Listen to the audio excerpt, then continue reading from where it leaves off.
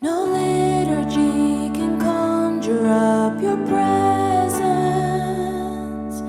No words can bind your will to any man. We can't control your favor with tradition. No ritual could ever force your hand. But you come close, because you're good.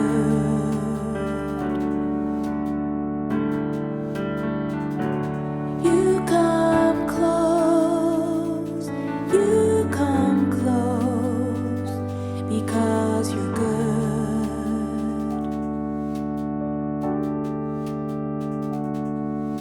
You can't be bought with any of our offerings, manipulated into our hands. You can't afford to pay the steep admission. No mortal soul can foil your gifts or plans. But you persist, because you're kind.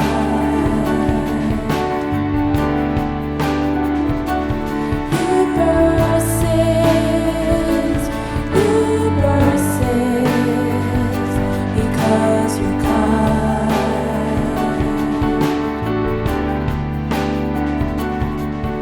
So come relinquish efforts that are futile. Come rest into the life He freely gives, and you're invited to this endless banquet, whose host will give out freely to us all.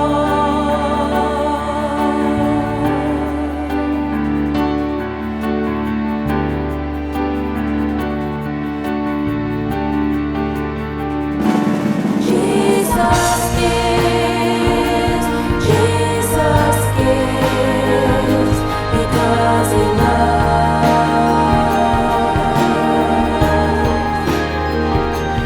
Jesus gives, because He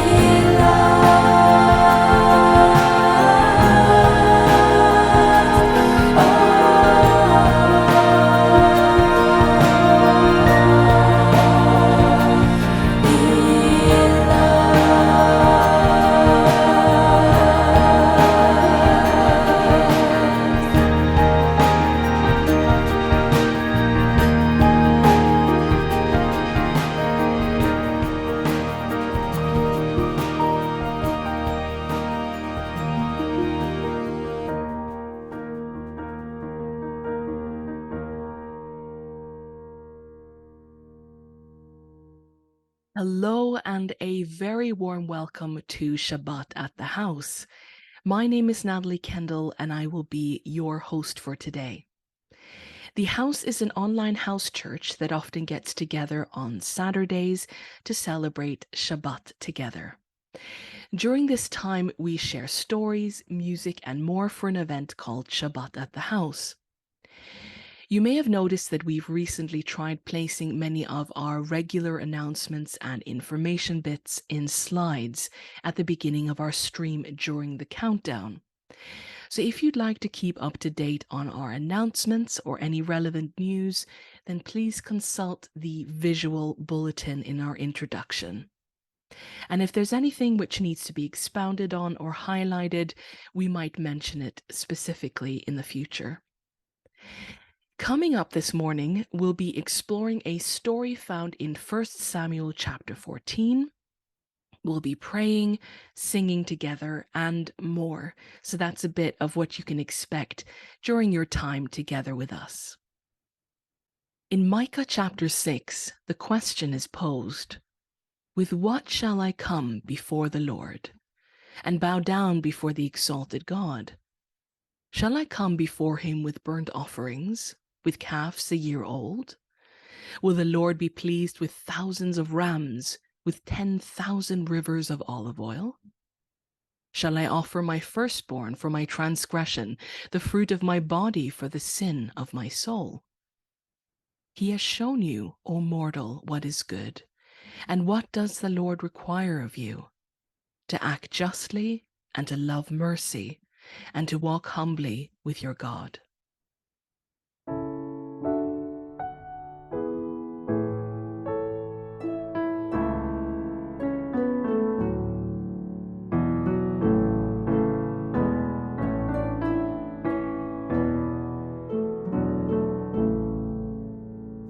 Now what shall I bring to the Lord God of heaven, and how shall I worship and give him my best?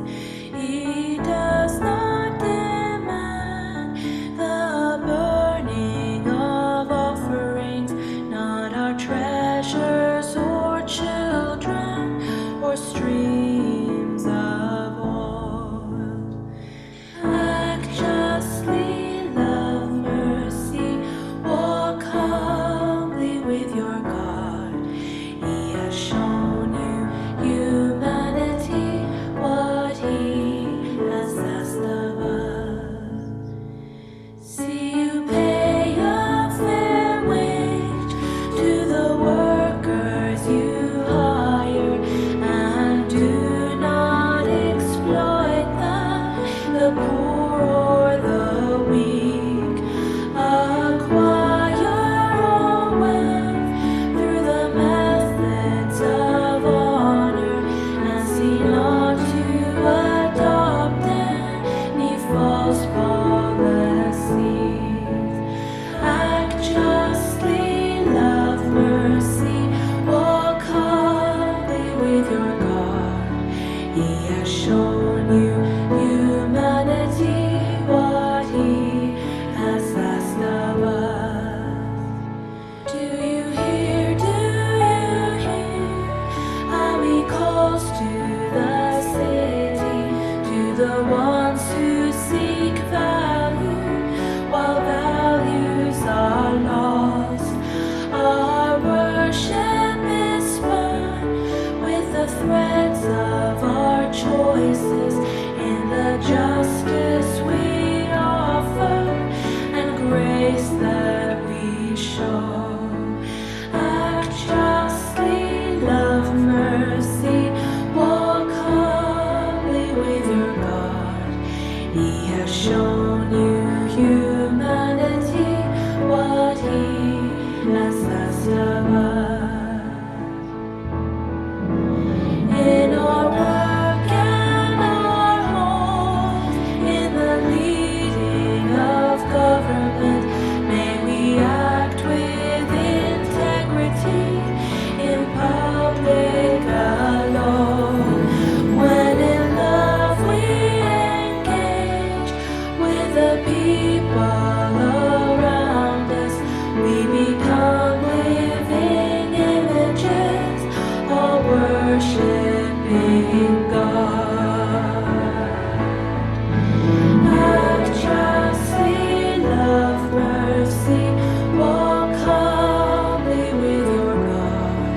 He has shown you, humanity, what he has asked of us.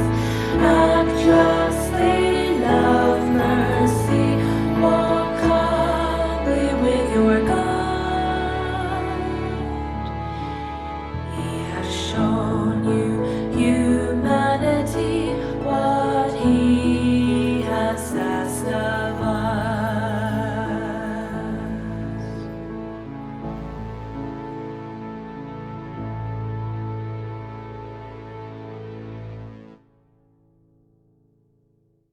God of just action, please inspire us today through the narrative we'll be looking at, through the space we hold here together.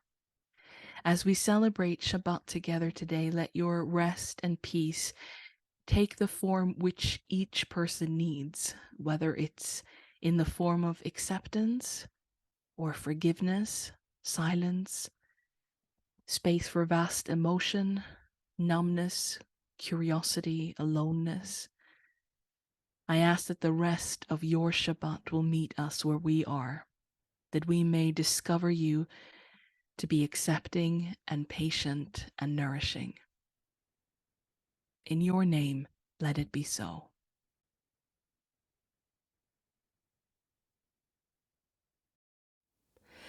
Our story today is found in 1 Samuel 14, and we'll begin in the previous chapter to get some context. Saul was 30 years old when he became king, and he reigned over Israel 42 years. Saul chose 3,000 men from Israel. 2,000 were with him at Michmash and in the hill country of Bethel, and 1,000 were with Jonathan at Gibeah in Benjamin. The rest of the men he sent back to their homes. Jonathan attacked the Philistine outpost at Gibeah, and the Philistines heard about it. Then Saul had the trumpet blown throughout the land and said, "Let the Hebrews hear." So all Israel heard the news. Saul has attacked the Philistine outpost, and now Israel has become an abomination to the Philistines. And the people were summoned to join Saul at Gilgal. The Philistines assembled to fight Israel with 3,000 chariots, 6,000 charioteers, and soldiers as numerous as the sand on the seashore. When the Israelites saw that their situation was critical and that their army was hard-pressed, they hid in caves and thickets, among the rocks and in pits and cisterns. Some Hebrews even crossed the Jordan to the land of Gad and Gilead. Saul remained at Gilgal, and all the troops with him were quaking with fear. Jumping to verse 15, then Samuel left Gilgal and went up to Gibeah in Benjamin, and Saul counted the men who were with him. They numbered about 600. So that is the introduction to our story. The context here is that the Israelites are in constant conflict with a neighboring nation called the Philistines. This conflict has lasted for years. We are told that at this time, a man named Saul is king in Israel. In fact, he is the very first king of Israel. And as king, he is expected to lead his people in battle, to protect the borders, to face the enemy. And Saul acts on this. We were told in verse 2 that he chose 3,000 men from Israel to be the fighting men in his army. 2,000 men go with King Saul, and the other 1,000 are allocated to be led by Prince Jonathan, Saul's eldest son and heir. And even within just these few verses we've read so far, the conflict with the Philistines is a roller coaster of events, wildly swinging from success to defeat. First, the Israelites successfully attack a Philistine outpost in Gibeah. The Israelites hear about this success, and more people come to join the efforts at Gilgal. But the Philistines respond by coming out to meet the Israelites. We're told they bring 3,000 chariots, one chariot for every fighting man in Saul's army. Besides so many soldiers, they are described as being like the sand on a beach. Now, when the Israelites see this, their previous confidence disappears. They are struck with fear, causing them to hide, seemingly in any place they can find, ranging from thickets to down the inside of wells. Some even cross the Jordan to escape. They don't want to fight anymore. Saul's troops are described as trembling with fear, and finally in verse 15 we're told Saul leaves Gilgal, the place he'd originally called people to come and join and rally to him to have further victory over the Philistines. But now his people are scattered. The momentum has died away, and when he now counts his men, only 600 of the 3,000 are left. Things are not looking good for the Israelites. Let's continue verse 16. Saul and his son Jonathan and the men with them were staying in Gibeah in Benjamin, while the Philistines camped at Michmash. Raiding parties went out from the Philistine camp in 3 detachments. One turned towards Ophrah in the vicinity of Shual, another towards Beth-horon, and the third towards the borderland, overlooking the valley of Zeboim, facing the wilderness. Not a blacksmith could be found in the whole land of Israel, because the Philistines had said, "Otherwise the Hebrews will make swords or spears."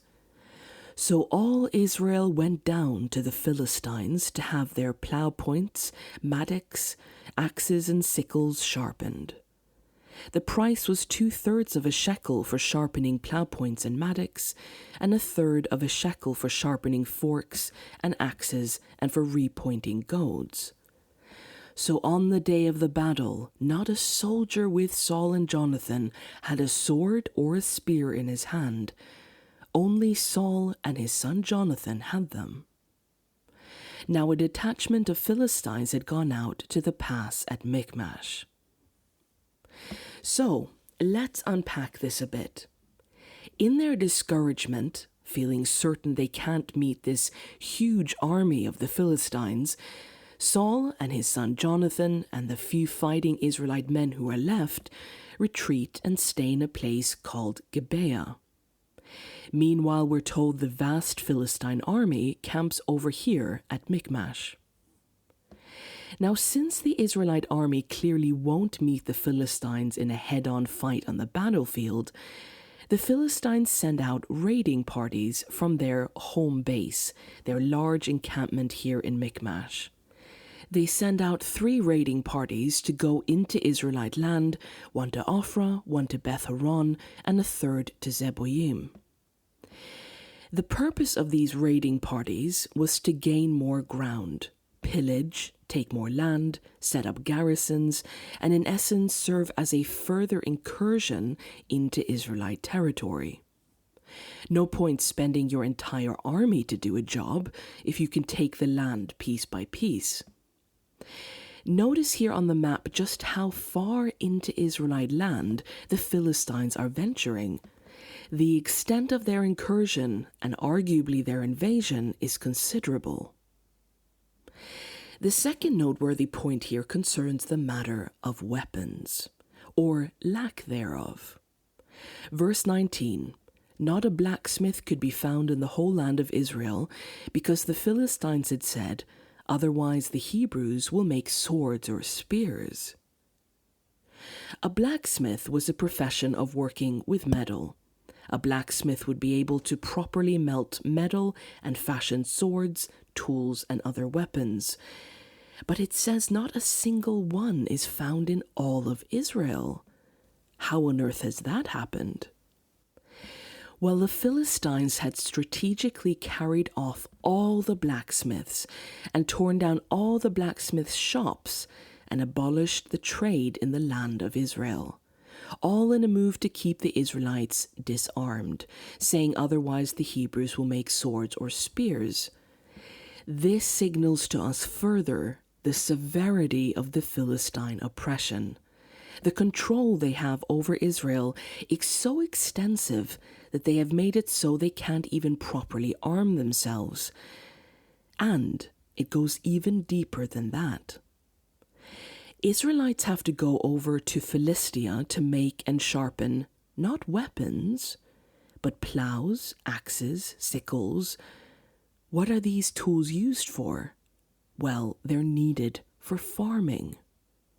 Verse 21 tells us that they even have to go over to their enemy's land to sharpen their farming tools, and they have to pay the enemy for it.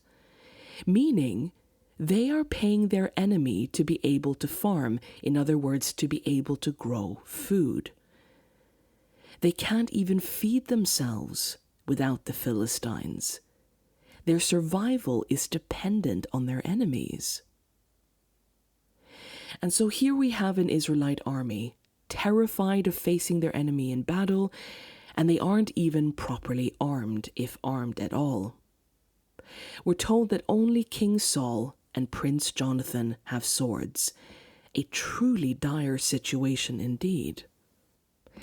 Let's continue.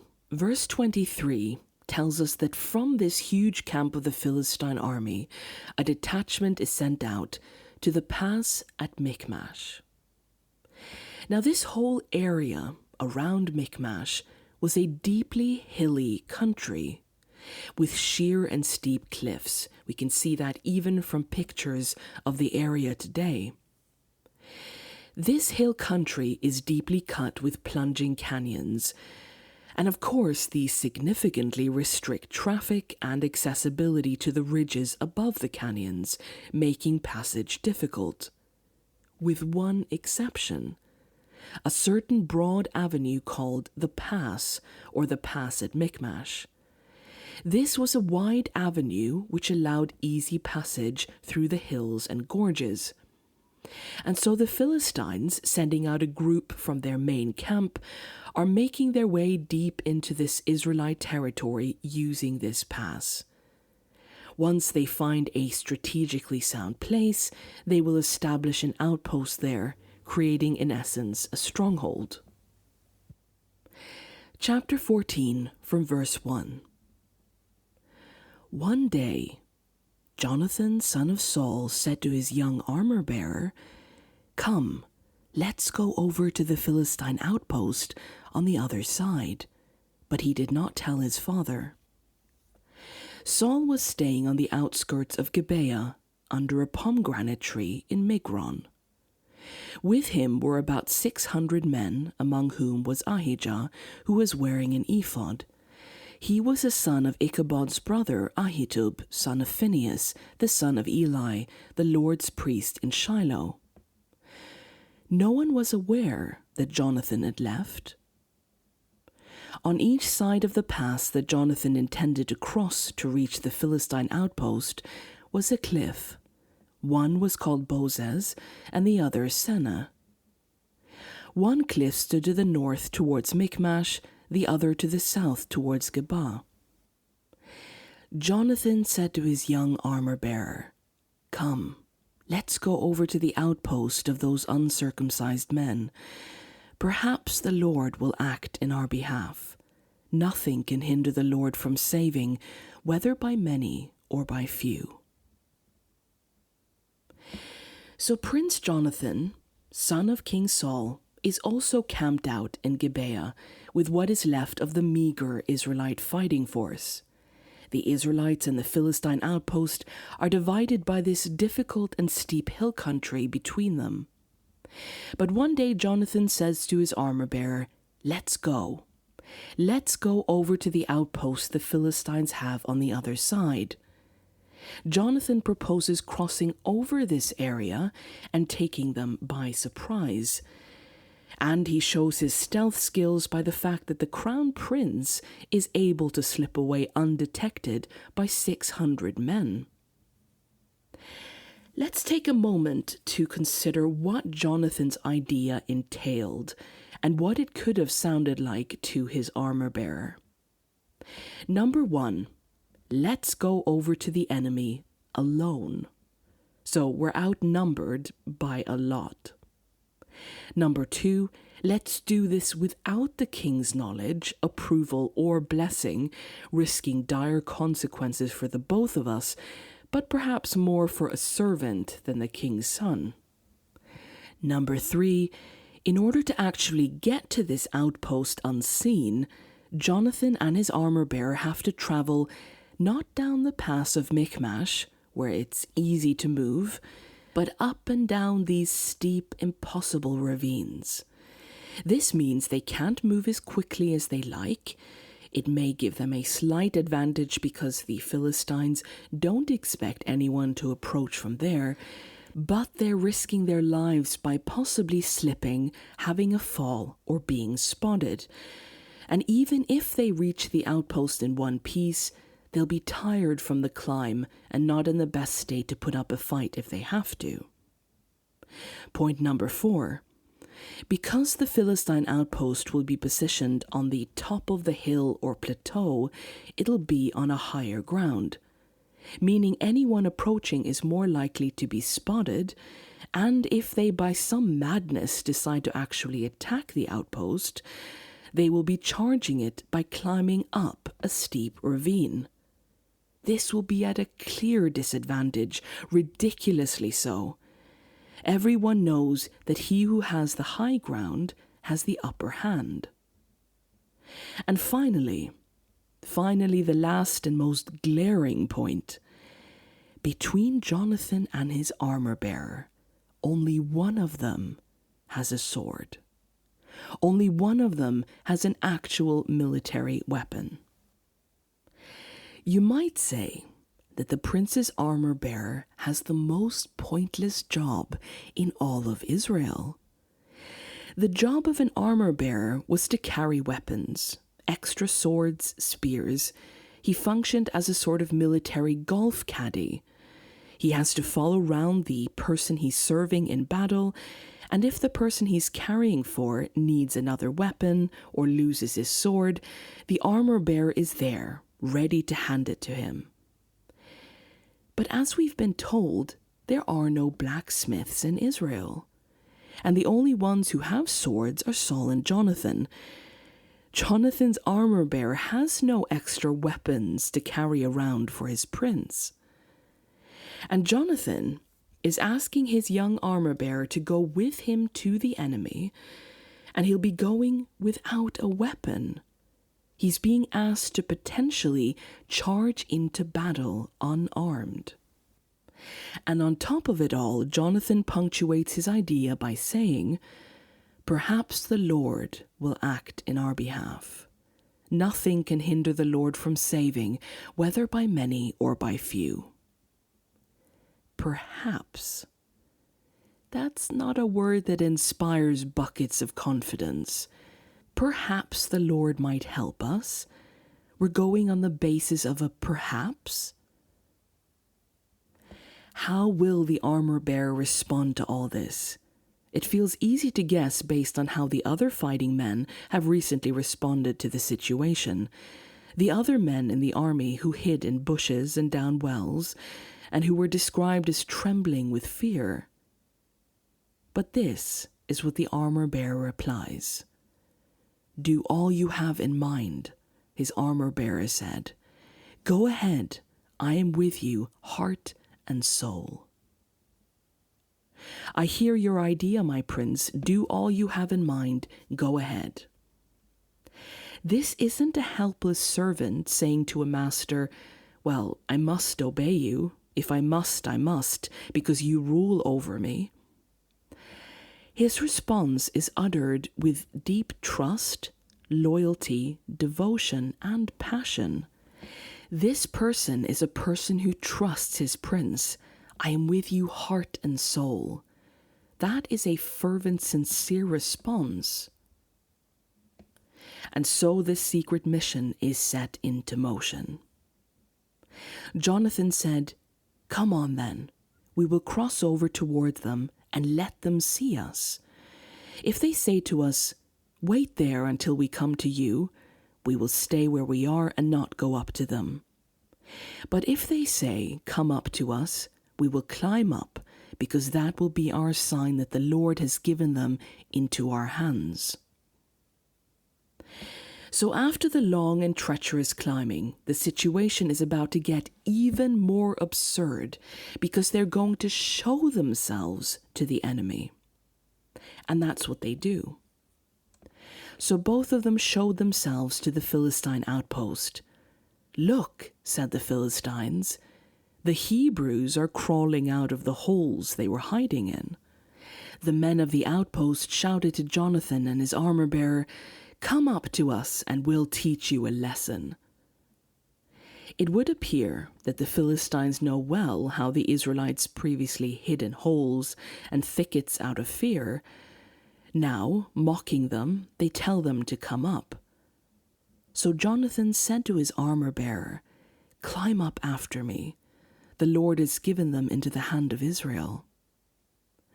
Jonathan climbed up, using his hands and feet with his armor-bearer right behind him. This again tells us just how steep this is. They're having to climb up on their hands and feet, not the way you want to be approaching your enemy in battle on all fours. The Philistines fell before Jonathan, and his armor-bearer followed and killed behind him. In that first attack, Jonathan and his armor-bearer killed some 20 men in an area of about half an acre. We're not told exactly how the armor-bearer manages to fight, whether it be with stones, an Israelite type of martial arts, whether they are throwing the single sword back and forth between each other. But whatever their method, unbelievable is this charge of Jonathan and his armor-bearer. And this charge is about to have huge ripple effects. Verse 15. Then panic struck the whole army, those in the camp and field, and those in the outposts and raiding parties, and the ground shook. It was a panic sent by God.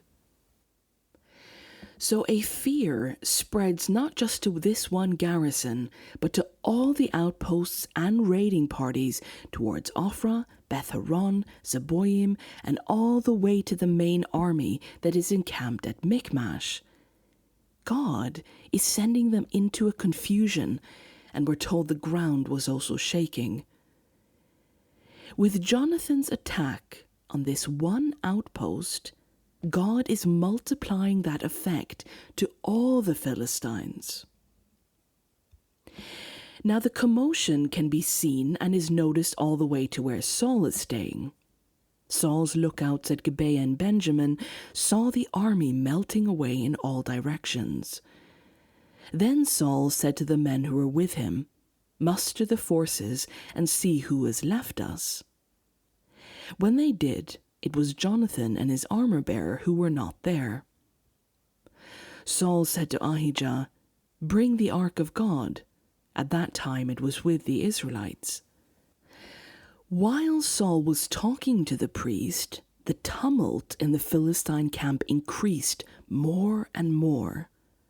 So Saul said to the priest, "Withdraw your hand." Then Saul and all his men assembled and went to battle. They found the Philistines in total confusion, striking each other with their swords. Those Hebrews who had previously been with the Philistines and had gone up with them to their camp went over to the Israelites who were with Saul and Jonathan. When all the Israelites who had hidden in the hill country of Ephraim heard that the Philistines were on the run, they joined the battle in hot pursuit. So on that day, the Lord saved Israel, and the battle moved on beyond Bethaven. Like a wave and a rallying force, victory begins to spread through this story for the Israelites. Saul and his men joined the fight. Hebrews who were in the Philistine camp were not told if they were captives or had allied themselves with the Philistines, but they come over and join the Israelites. And then all those who are hiding in the hill country, in thickets and down cisterns, come out and join. And so on that day, the Lord saved Israel, and they are victorious in battle.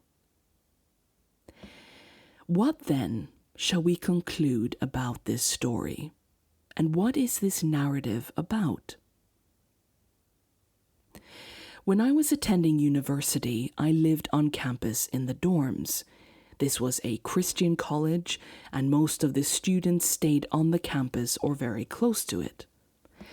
And as has a tendency to happen when most of one's life is contained inside a small space like that, your friends, your studies, where you eat, the people you associate with all being in that relatively contained area, the parameters of one's world can begin to shrink, become confined to that micro-world. One can become quite narrow in one's awareness of the world, losing sight of there being a greater population, a greater culture, different viewpoints outside those walls you live inside. And so this campus was sometimes affectionately referred to as one of this particular church denomination's ghettos.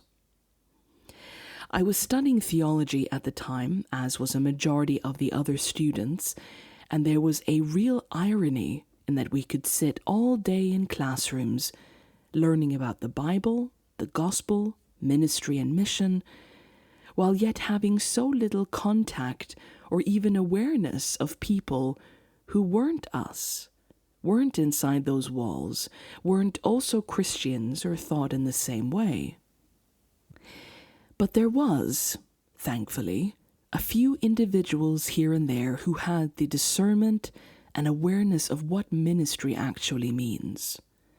That it has to stretch beyond the sameness and confines of a congregation, or in this case, a campus, and had to extend to actively building relationships and seeking the well-being of all people. There was a particular student who had a passion for the homeless. He wanted to actively pursue helping the homeless in the capital city of London, bringing them warm food, items they needed, and meeting them where they were, socially spending time and interacting with them. Now, this student approached the college. He asked them if they would like to get on board with what he was doing, to back up the project officially, or allow him to make it a larger program so that other students could sign up to it and once in a while go into London to bring services to the homeless there. The college turned him down and said they didn't want anything to do with it. Okay, but that didn't stop this guy. On his own time, he raised money, arranged for transport, invited others who wished to help out, and continued to facilitate this project. The point wasn't to convert anyone or gain new church members or preach at the homeless people. It was to bring relief to suffering and kindness to those in need. This homeless ministry ended up doing very well. More and more students hearing about it got involved. It became a regular thing, people volunteering to help, and these students were able to aid a number of London's homeless. The efforts of this guy and the rest of the students gained notice by other parts of the religious organization. There was an article or two in a church magazine, meaning publicity and public recognition. And it is at this point that the college administration approached this guy and they express a want to support his endeavors, to get behind the project and officially put the college stamp on it, so it could become a college-affiliated or run project, meaning all that good image, all that publicity that looked so good could reflect well on the college. But the college stipulated that with their involvement also meant that they could call some of the shots, make decisions, and in a sense take over the runnings of this ministry while also taking much credit for it. One of our students did this, in essence turning this homeless ministry into a promotional tool for the college to make it look good. Our guy wisely said no, and he carried on doing what he was doing to begin with. Now, over the next few months, the college would begin creating petty hindrances and interferences to his project, which he would continue to persist doing despite this. The story in 1 Samuel 13 and 14 is a story about two different kinds of leadership and the motivations which drive them. The story contrasts two people, the king and the prince. We've examined already what Jonathan's choices were, the risks he faced, the actions he took. Let's now take a second look, a closer look at the choices Saul made in this story. To do this, we're going to be looking at 3 scenes. The first scene we find in the beginning of chapter 14.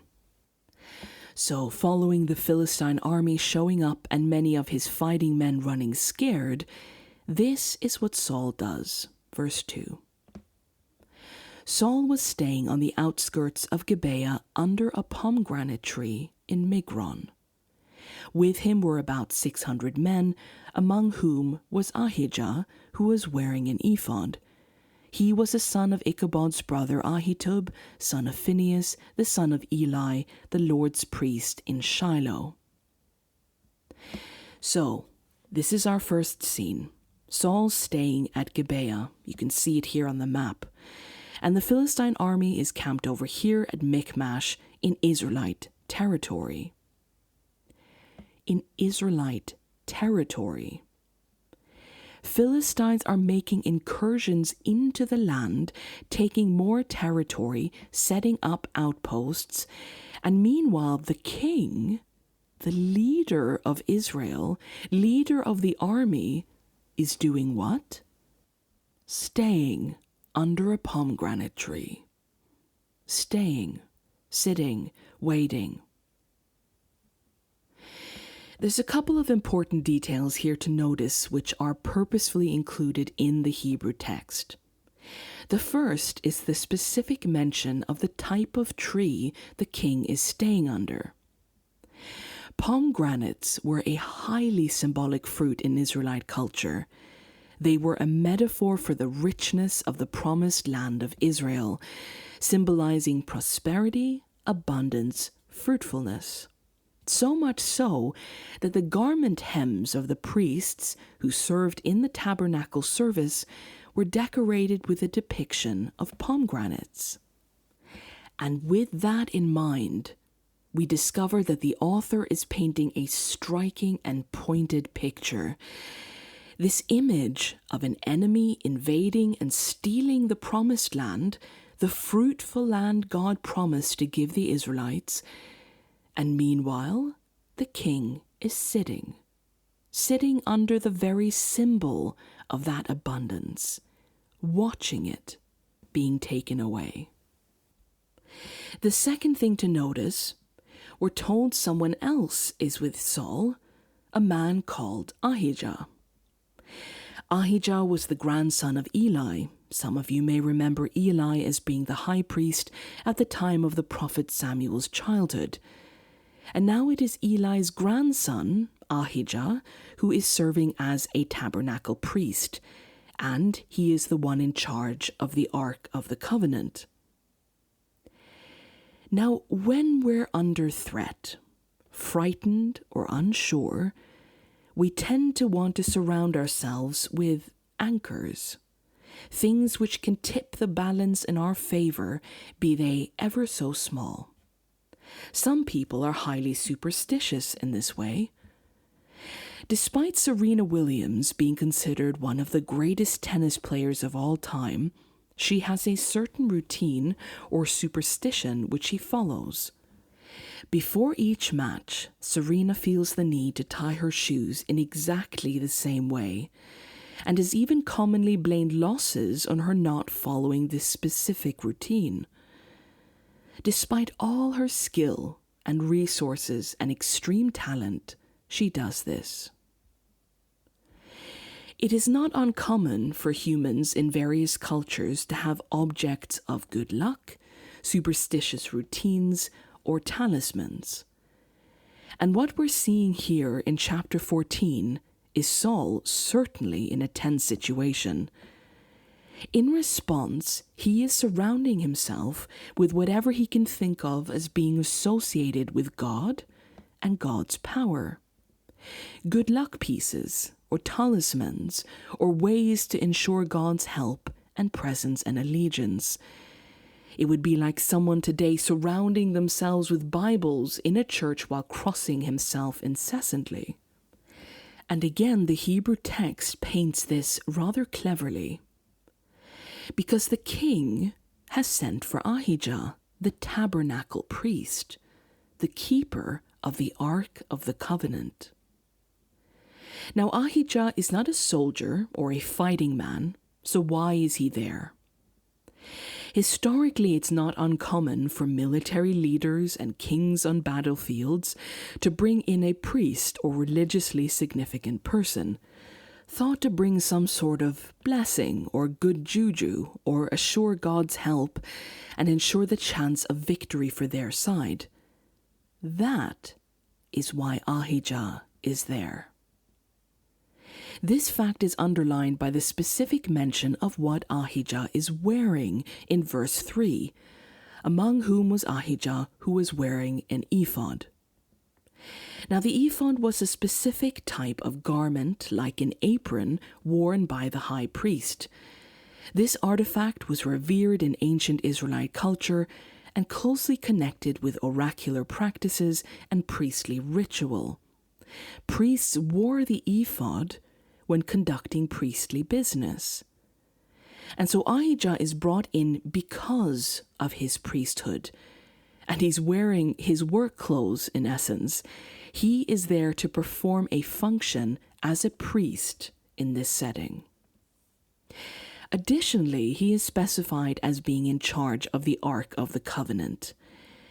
If you've joined us here at the house before, you may remember that we've talked about the Ark of the Covenant and what that was. It was a portable wooden box, in essence, which served as God's throne on earth, the place where he sat and where his presence was. And so on more than one occasion, the Israelites would carry the ark into battle with them, thinking they could pick the God of the universe up and carry him wherever they like, and if he was there, then surely they thought they would win. Again, a highly superstitious practice which didn't work well and led to much ruin and defeat in other stories. And perhaps Saul is here also involving Ahijah in case the ark needs to be used. Saul is hoping Ahijah's presence and the presence of the ark will bring change, bring blessing to this horrible situation. So that's our first scene. Saul's thinking and attitude is further revealed in the second scene we'll be looking at now. At this point in the story, Jonathan and his armor-bearer have attacked the garrison. We read how God multiplies their efforts into a ripple effect where all the Philistine outposts and even the main army is sent into a state of confusion and panic. And verse 16 told us, Saul's lookouts at Gibeah in Benjamin saw the army melting away in all directions. Then Saul said to the men who were with him, "Muster the forces and see who has left us." When they did, it was Jonathan and his armor-bearer who were not there. Saul said to Ahijah, "Bring the ark of God." At that time it was with the Israelites. While Saul was talking to the priest, the tumult in the Philistine camp increased more and more. So Saul said to the priest, "Withdraw your hand." Then Saul and all his men assembled and went to the battle. They found the Philistines in total confusion, striking each other with their swords. In this scene, the Israelites are presented with a rare and unique window of opportunity. If the enemy army is in chaos and running away, what is the most reasonable thing to do? Well, to seize the chance at having the upper hand. You attack, of course. Any good commander will jump at the chance to find a kink in the armor, a weakness in the other side, which can be exploited and result in victory. Now the Philistine army are literally running away in all directions. And what does the king of Israel do? Does he raise his sword, call to his men, and immediately pursue? No. The first thing he does is to command his forces to be counted. The king takes this opportunity to take a census, saying, "See who has left us. How many are we?" The second thing King Saul does is to say to Ahijah, "Bring the ark of God." Now, we're not told if the ark is actually there or if Ahijah needs to travel to Shiloh to retrieve it. Meanwhile, in the background, over in the Philistine camp, the tumult and chaos is increasing more and more. And only when this happens does Saul say to the priest, "Never mind, withdraw your hand." And then he assembles his men and charges into battle. Saul has literally had to do nothing for the defeat of Israel's enemies to take place. It is being served up to him on a silver platter. God is the one sending them into confusion. And Saul is running around like a headless chicken from one thing to the next, checking and rechecking to make sure the conditions are perfect, counting his men, looking for symbols of faith, weighing the risks.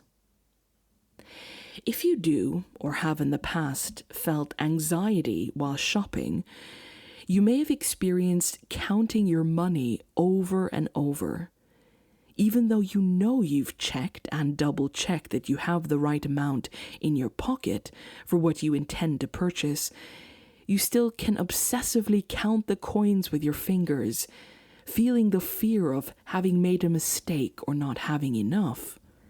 Similarly, Saul is acting in a deeply insecure way here. Even as the enemy is self-destructing in the background, louder and louder, he still wants to count how many men are left. He still wants to take time to bring the ark there. Do we have all the magical pieces that we need to do this? And verse 19 said, "While Saul was talking to the priest, the tumult of the Philistine camp increased more and more." Saul is still talking, still waiting, still hesitating, ruminating. It's almost as though God increases the panic in the enemy camp to signal to the king, "Come on, let's go. I guarantee you I've already got this. Come be part of the thing that I'm already doing. Come be part of the victory I've already handed you." And this leads us to the third scene with King Saul, which we'll look at now. And this scene takes us all the way back to the beginning of chapter 13, so the previous chapter. The event which started all of this: Jonathan attacked the Philistine outpost at Geba, and the Philistines heard about it. Then Saul had the trumpet blown throughout the land and said, "Let the Hebrews hear." So all Israel heard the news. Saul has attacked the Philistine outpost, and now Israel has become an abomination to the Philistines, and the people were summoned to join Saul at Gilgal. Jonathan attacked the Philistine outpost. The attack which helped Israel to gain ground against their oppressors, the attack which was so provoking that immobilized the entire Philistine army to go to battle in response, came at the hands of the prince, Jonathan. When Jonathan attacks the Philistine outpost with his armor-bearer, it isn't the first time he's done something like this. Valiant moves seem to be a habit with him. But what does Saul do? He has the trumpets blown through Israel's land. He says, "Let the Hebrews hear. Saul has attacked the Philistines." Firstly, Saul takes credit for Jonathan's triumph. Secondly, he makes sure to announce it to everyone, having the trumpets blown in honor of a victory that he wasn't a part of. And then, as we know, when things started to go south and the threat seemed too much, Saul doesn't lead the people who have gathered to him. He doesn't rally the troops, exhibit courage in the face of danger. He withdraws. He goes and sits under a pomegranate tree. And in fact, it's not just in any old town that he stays in the outskirts of. Saul is a Benjamite from the tribe of Benjamin, and he was specifically from the town of Gibeah. He's literally gone back home, sitting on the outskirts of his hometown, surrounding himself with trinkets and symbols he hopes will change the situation for him. And then even when the situation turns in his favor and victory is within his grasp, he responds by hesitating, waiting, looking for further signs and crutches. We said that this story is the story of two different types of leadership and what motivates them. On the one hand, we have the leadership portrayed in Prince Jonathan. He has been watching his father sit under that pomegranate tree, watching while the Philistines take more and more territory, and he concludes, I can't sit around and do nothing about this. He decides to do something. Jonathan's leadership looks like this. He is brave and courageous, even at risk to himself. Like we said, he has taken courageous steps repeatedly. He's a man of action, not meaning being reckless or foolish, acting without thinking, but if something needs to be done, he gets up and attempts to do it, not talking endlessly about it, but actually moving. Jonathan acts even under imperfect conditions. He doesn't sit around waiting for the stars and the moon to align. He sees that waiting for perfect conditions is not always wise or possible. Fourthly, Jonathan puts himself in the firing line. He could have commanded 10 of his men to go over to the outpost and attack it for him. After all, he's the prince. But if there's a risk to take, he's willing to lead the charge, to put himself on the line, to go himself, not hiding behind the title of prince. Jonathan is a creative problem solver. He thought outside the box about how to approach the enemy in an unexpected and some might say mad way. Number 6, Jonathan acts even when the outcome isn't guaranteed. We see this in how he expresses his reasoning to his armor-bearer. Perhaps God will give us victory. He's saying, I'm going to go do this. I know it's not God's will for our people to be further oppressed or overwhelmed by the Philistines, and so I'm going to go act on that understanding. And maybe God will add to what I'm doing. Number 7, Jonathan knew when it's time to not have a discussion about something he intended to do. He didn't consult his father before going. In fact, he deliberately steals away unnoticed. Sometimes it's not the time to have a debate, to take a survey, to have a vote.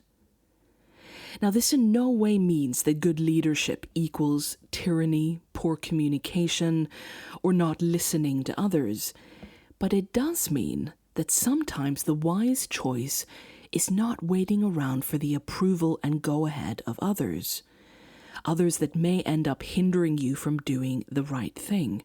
Sometimes you must act alone. Jonathan is willing to act against the odds. Him and his armor-bearer were outnumbered. We looked at how they approached the enemy from a position of disadvantage, both geographically and because they only had one sword. Number 9. Jonathan inspires trust in those he leads. Being a leader is not merely due to his hereditary royal title. His young armor-bearer would not have charged into such an impossible situation without a sword and responded with language of passion and devotion if he did not trust Jonathan. If Jonathan had not proved himself to be a wise and trustworthy leader, someone who has inspired those he leads, someone you want to follow into the breach, someone you'd follow into death. Jonathan's priorities are not ego and image. He is clearly not bothered about making sure he gets the credit for everything he does. He doesn't stop in the middle of a battle to correct the information that Saul shared, that it was the king and not the prince who had attacked the Philistines. Jonathan's focus is on the well-being of his people, on everyone winning, on their liberation and safety. That's what was important to him. He goes off and does daring, heroic acts without an audience.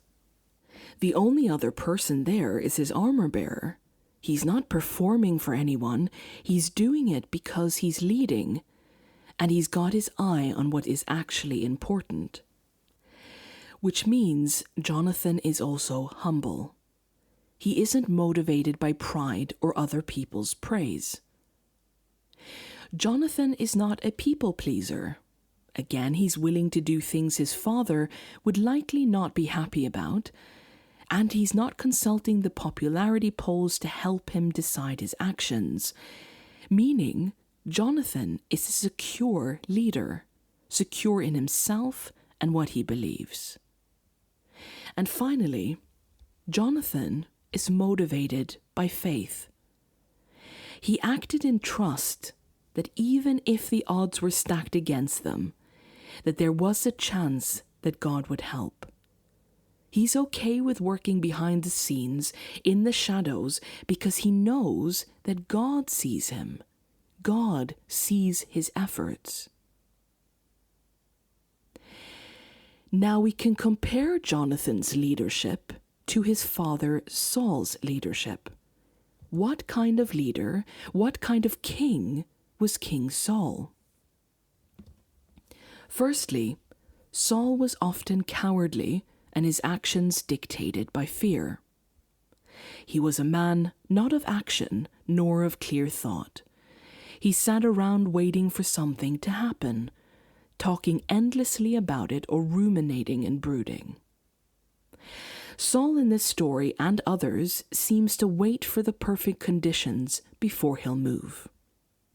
Although Saul is a leader of the army, he eagerly employs others to do the work for him. This is exemplified later on when he permits a young boy called David to fight a Philistine warrior on behalf of Israel. And the final verse of chapter 14 concludes with the words, "There was hard fighting against the Philistines all the days of Saul, and when Saul saw any strong man or any valiant man, he attached him to himself." Under such circumstances, this may seem like being a good entrepreneur and a delegator, but sometimes leaders who surround themselves with able and brave people do this as compensation for their own lack of courage, and then perhaps take credit for something they have not done. Number 5, Saul quickly retreats from engaging in complex problems. When the situation is not in his favor and the odds are stacked against him, he sort of just gives up and goes away to sulk in a corner. Saul doesn't act when the outcome isn't clear or guaranteed. He wants the easy wins and simply stops leading when there's a chance of defeat or difficulty. And even when the outcome seems promised, he still dithers and waffles around. He's a leader terrified of being seen as making a mistake or suffering defeat. Next on the list, Saul almost obsessively, when it suits him, discusses the task ahead. With priests and judges, people around him. There's a saying that goes, the less you intend on doing something, the more you have to keep talking about it. Perhaps some of us are very well familiar with this tactic in some of our politicians. Again, Saul's decisions are a slave to the numbers of probability of success. He rarely acts unless the winds are blowing in his favor. Saul doesn't inspire trust in those he leads. Many of his men fled the battle scene when soldiers must stand even when under threat. And no wonder. Even their king retreats to sit under a tree, not exactly inspiring confidence. Saul is ruled by pride and ego. His fixation on his public image, how he is viewed by the people, public opinion, his story is what matters the most to him. Not what things are, but how things look. He wants to be admired, to be seen as a great leader, and the truth is, he could be. He could be. But obsessing about wanting to seem like one actually ends up repeatedly getting in the way of him actually being a good leader. Saul is in love with his own legend, a passionate self-promoter, and feverishly trying to control how people perceive him. Thus Saul rises and falls with the praise of others, leading to both paranoia and great insecurity. Saul is a flagrant people-pleaser. This is very much a result of the previous point. The desperation to be liked makes him a slave to public opinion, meaning he must constantly check in with what others think of him, instead of checking with what sort of person he wants to be, what his values are, or what God's values are. This again makes him a deeply insecure leader. And finally, Saul is clearly not motivated by faith. He treats the articles of his religion as a lucky rabbit's foot. He's not concerned about having an actual relationship or connection with God. He treats faith like boxes to be ticked. Have I consulted a priest? Tick. Have I made a sacrifice? Tick. Have I brought the Ark of the Covenant here? Tick. Saul's faith is performative, not genuine. It's about putting on a show and the exhibition of it all. Just like his leadership, it's all about performance and perception. All his world is a stage. So, what can we take away from this story in 1 Samuel chapter 14, and how can it inspire us in our own lives? Well, firstly, it can remind us that in many things, somebody has to go first. Somebody has to be the first to do some things. Someone has to lead the way or be a pioneer of sorts. Somebody has to try something new that hasn't been done before or isn't currently being done. This takes boldness and imagination, because you must be able to imagine things that are not currently there, to have a vision, to be willing to forge a path that isn't yet on the map, and that can be scary and lonely. It's not always fun to go first. This little precedent, little backup, not a beaten track, and often much opposition, messaging like it's impossible and it's never been done, hanging over you like a cloud of doom. But the most beautiful, liberating, healing things on this planet have often been brought about by people willing to do things that few others were. Whether that was insisting on the civil rights of a marginalized group that the majority of society refused to even recognize as fully human, or one person breaking a damaging family cycle and making sure it stops with them, even though that cycle has been upheld by generations. Or people who genuinely wish to follow Jesus and see that this is no longer possible to do under the banner of their current religion, political affiliation, or religious group. We can, in big and small ways, decide to take steps in the right direction, to take the initiative to do the right things even when no one else or very few others are. A second thing we can take away from this story is that when one person leads well and does something right, they won't always be alone. Right and just action can inspire right and just action. Not necessarily in great numbers and not always affecting the majority, but courage gives birth to courage. Jonathan had an idea, and he chose to pursue it.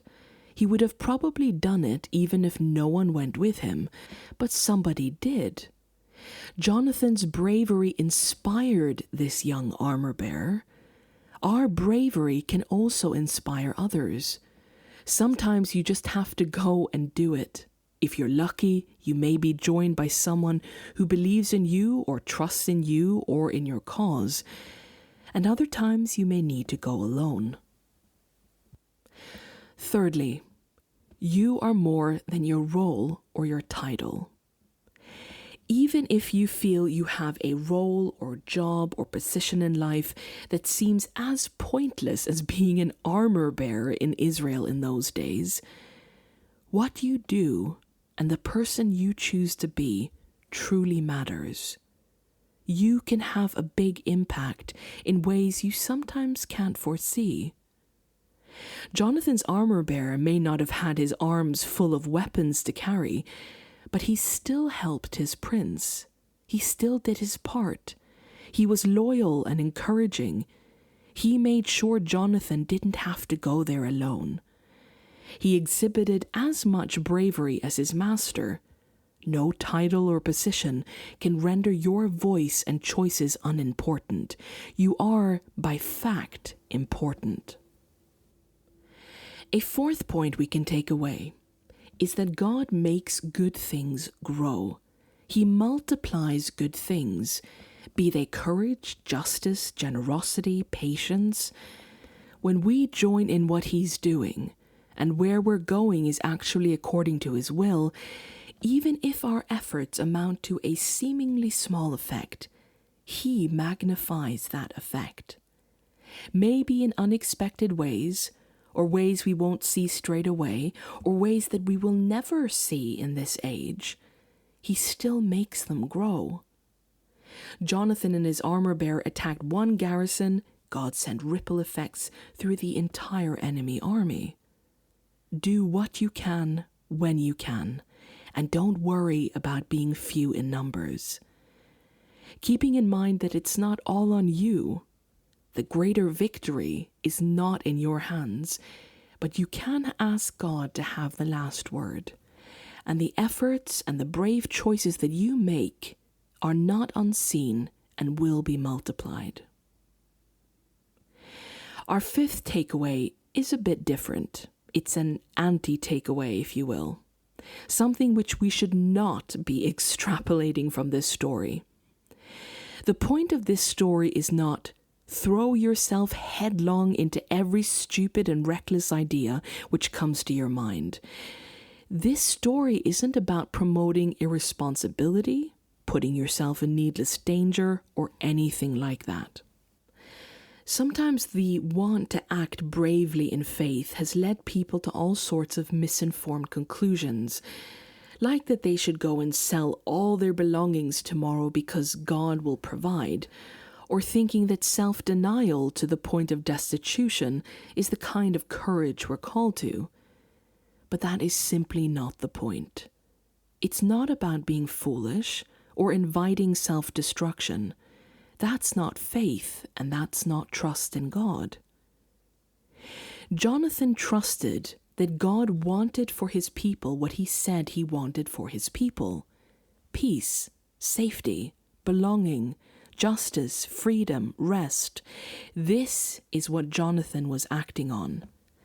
If our actions lead to our needless harm, then we're assuming God desires our needless harm, and that simply isn't the case. So the point is not go do everything which comes into your mind. It's what comes into your mind that is wise, good, and according to God's will. Go do that. And our last and final point, which is such an important one. Don't wait around for your leaders. Don't wait around for your elders, those in power or authority, to move, to do the right thing, or to lead. Don't wait around for them. If you know you can do something to help ease the suffering of someone in this world, don't wait around for someone else to do it first.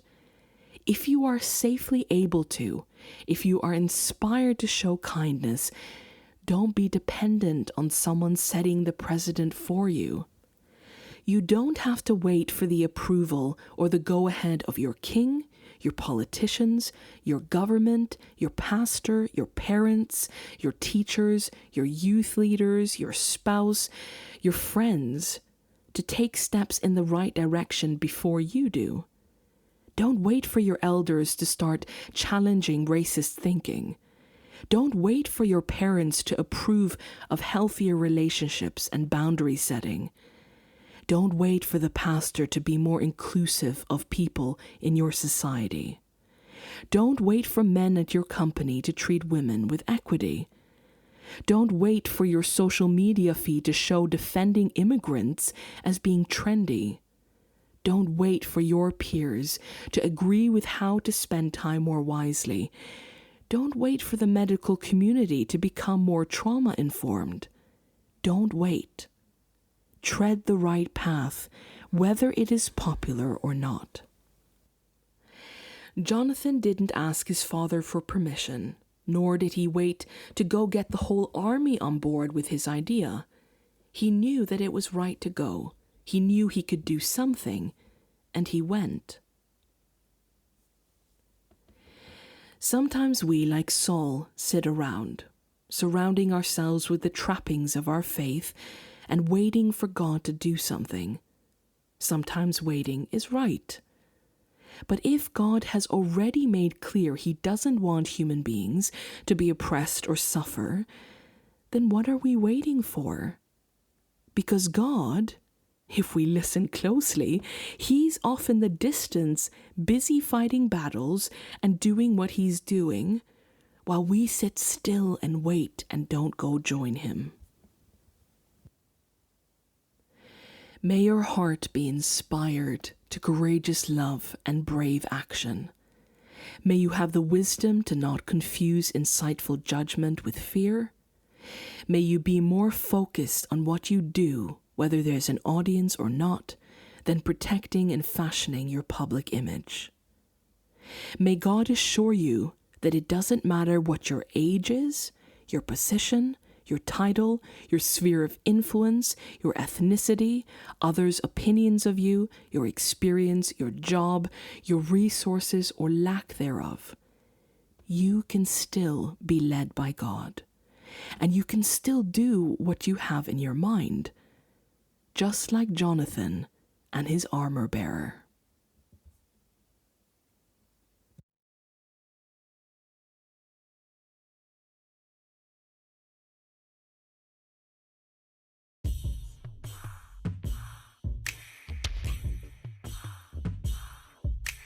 Don't be afraid, said the prophet to the servant. There's more to this than meets the eye. We need not despair, though our enemies surround us. Heaven fights for us beyond our sight. Fear not, those who are with us are more than those without.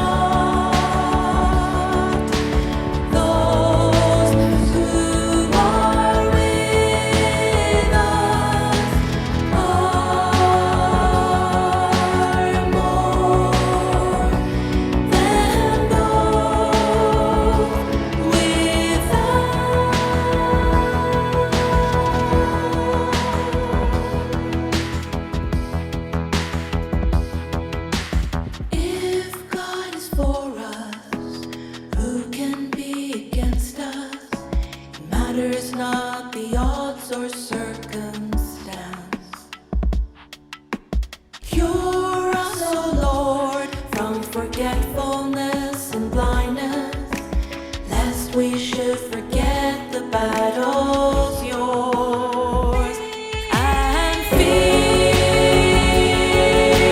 not those who are with us are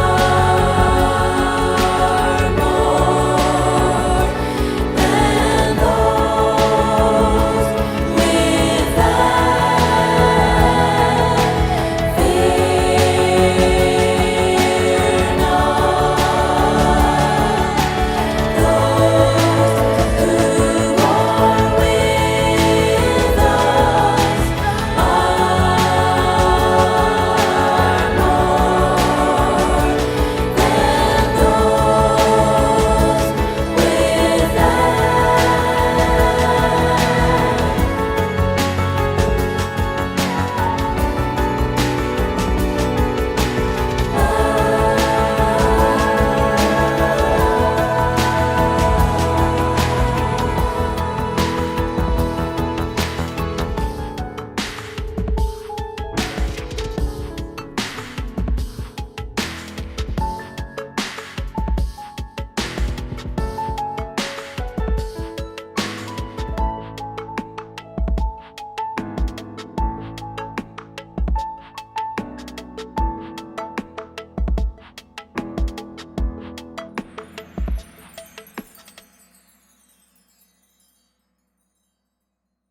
May God bless you and strengthen you. May God give you rest from your enemies. May He give you wisdom to lead well, courage to join His mission to restore and heal. May God give you vision to see and prioritize well. May God help you to move when it's right and time to move. Shabbat Shalom from us here at the house. Thank you so much for joining us and celebrating Shabbat with us today. May peace go with you. See you next time.